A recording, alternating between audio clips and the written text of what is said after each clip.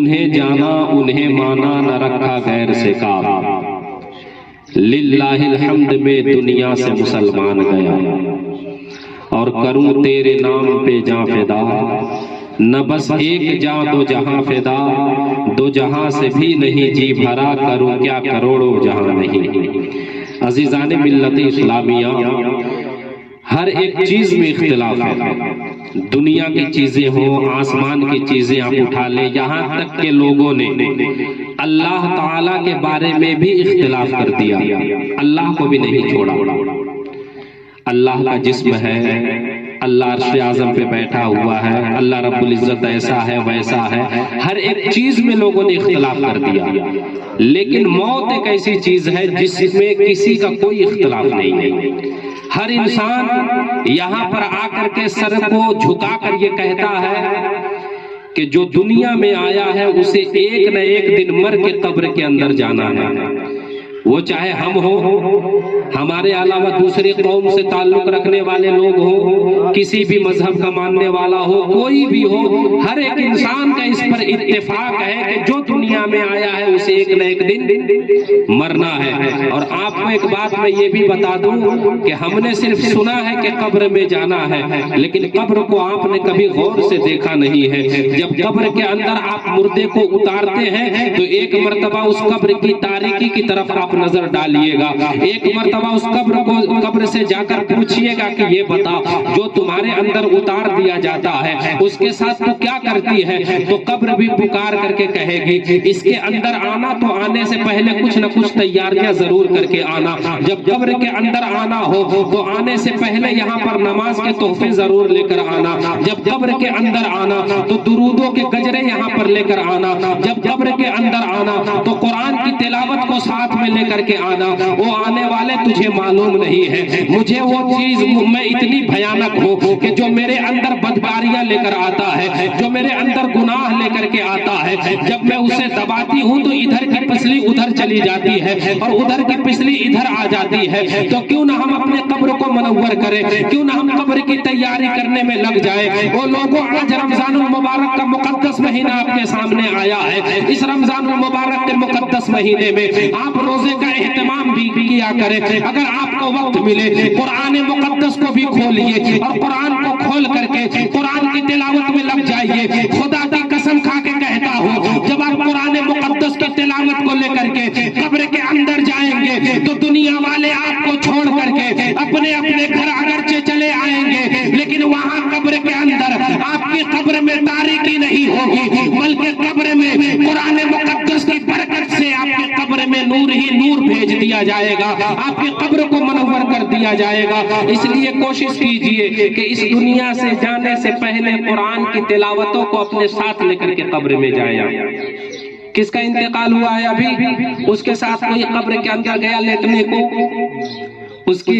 رشتہ دار بھی ہوں گے، اس سے محبت کرنے والے لوگ بھی ہوں گے، ایک سے ایک لوگ ہوں گے جو دنیا میں اس کی پلکوں کو اپنی پلکوں پہ اسے اٹھانے کو تیار ہوں گے۔ بیچاری کی جان نکل گئی جسم سے تو لوگوں نے اسے غسل دیا اور اسے کفن کے اندر لپیٹا اور لے جا کر جو ہے کہ قبر کے اندر ڈال دیا ہے لوگوں نے۔ آج اس کے ساتھ کیا ہو رہا ہے یہ ہمیں اور آپ کو کچھ بھی پتا نہیں ہے۔ اے نوجوانوں، ایک بات میری کان کھول کر کے آپ سن لیجئے گا، جو ہم اپنی زندگی کو گزارتے ہیں ادھر ادھر کے وقت میں، زندگی اس طرح نہیں گزرنی چاہیے۔ آپ کوشش کیجئے قرآن کو کھولیے اور قرآن مقدس کو کھول کر کے قرآن کی آیتوں کو پڑھنے کی عادت ڈالیے۔ قرآن کی آیتیں اگر آپ پڑھنے لگیں گے، ایک بات میں آپ کو بتانا چاہتا ہوں یہاں پر رک کر کے، آج سے کچھ 100 سال پہلے کی تاریخ اٹھائیے۔ ایک نوجوان جس کی زندگی ہمیشہ شراب نوشی میں گزرا کرتی تھی، وہ زیادہ تر شراب پیا کرتا تھا، دن بھر شراب پیتا اور شام کے وقت گھر کے اندر آتا، لوگ اس سے نفرت کیا کرتے تھے،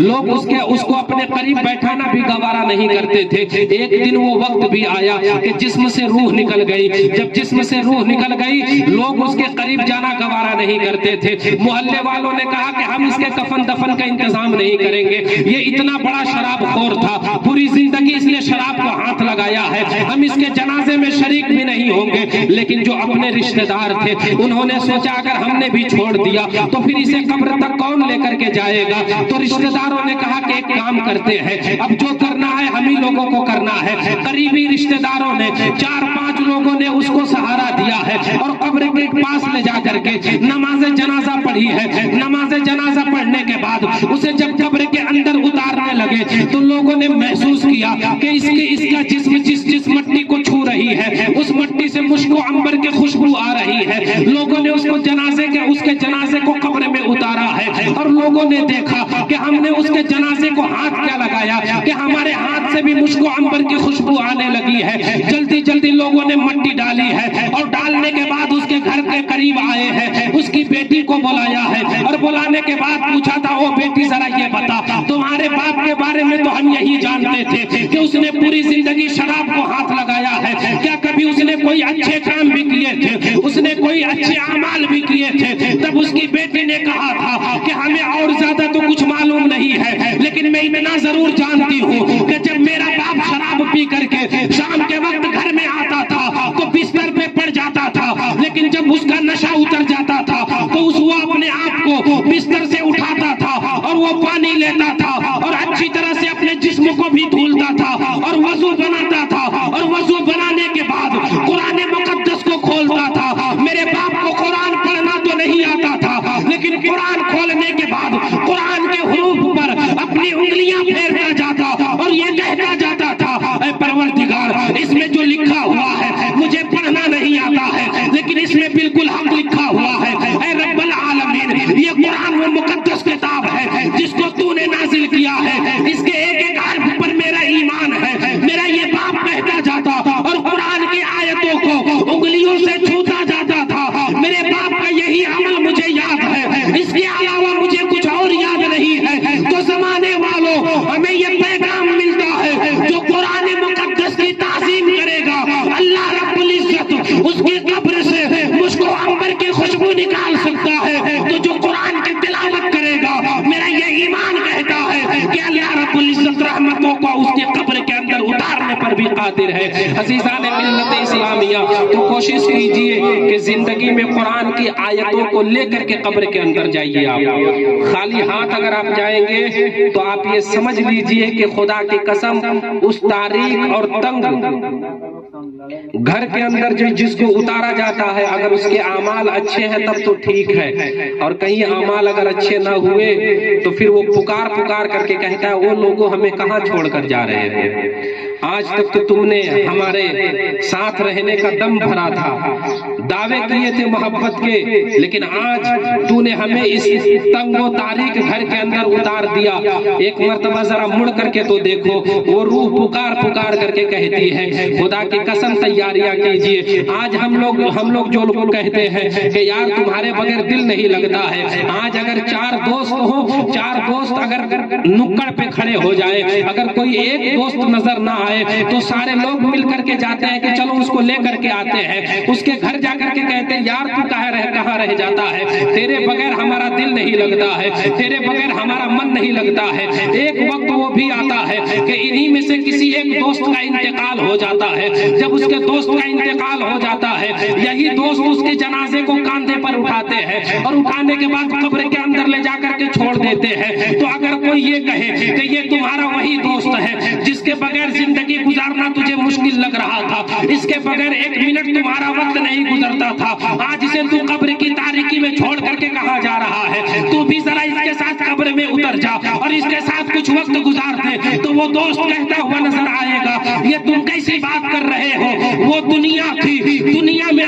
ہم اس کے بغیر نہیں رہ سکتے تھے، لیکن اس کا نام قبر ہے، اس قبر کے اندر ہر کسی کو اکیلے ہی جانا پڑتا ہے، ہر کسی کو اکیلے ہی اس کے اندر رہنا ہے اور اپنے اعمال کا جواب دینا ہے۔ تو میں کہتا ہوں کہ ٹھوکر مارو ایسی دوستی کو جو دوستی دنیا میں ہی دوستی کا دعویٰ کرے اور قبر میں جانے کے بعد اس کی روح نکل جائے، وہ دوستی دم توڑ دے۔ اگر دل لگانا ہے تو مدینے والے مصطفیٰ سے دل لگاؤ، اپنے آقا سے پیار کرو۔ اگر تو نے اپنے آقا سے دل لگایا، اگر تو نے اپنے آقا سے محبت کی، یہ دنیا کی دوستی جہاں پر ساتھ چھوڑے گی، مدینے والے مصطفیٰ کی دوستی شروع ہوگی اور قبر کے اندر اتار کر کے جب لوگ اپنے اپنے گھر چلے آئیں